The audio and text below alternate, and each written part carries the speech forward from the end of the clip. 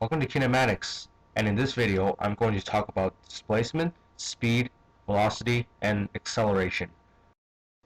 Okay, first things first, before I get started, I just gotta tell you guys that I'm not going to follow the format of the IB syllabus for every single video because they always make changes. I don't know how often they make changes to the IB syllabus, but I just don't want to completely rely on the IB syllabus for making every single video. So now we can get started. Okay, so the first thing I'm going to talk about is distance. Now, it doesn't say anywhere on the current IB syllabus that you have to know what a distance is, but I think knowing the definition of distance will help you out when you're answering questions on the exam. So, anyways, for distance, you can say that it's the total ground that you've traveled or covered. Distance is a scalar quantity, so that means only the magnitude is involved and not the direction. And when you're talking about distance, it's an absolute value, so that means you don't include the positive or negative sign. The next thing is displacement. This one is on the IB syllabus, so you have to know what it means. So anyways, for displacement, you could say that it is a position relative to a starting point, and displacement is a vector quantity, so that means it includes both the magnitude and the directions.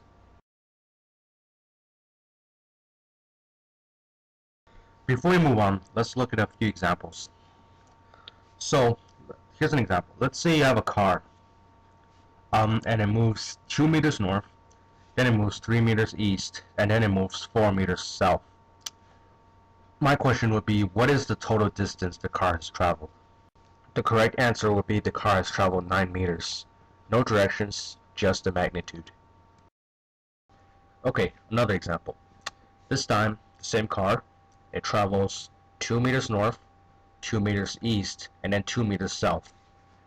This time my question would be, what is the total displacement that the car has traveled?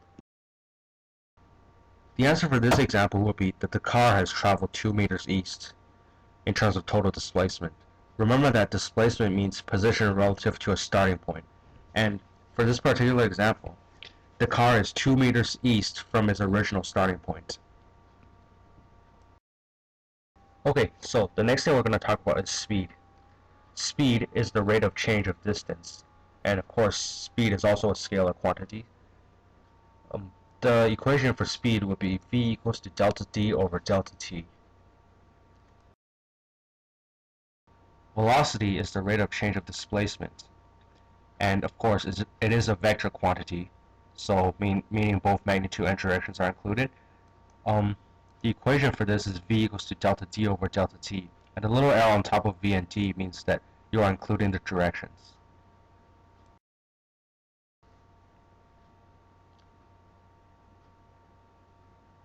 Okay, so this next one is really important. You guys have to know what it is. Acceleration is the rate of change of speed or velocity over time, and the equation for this is a equals to delta v over delta t.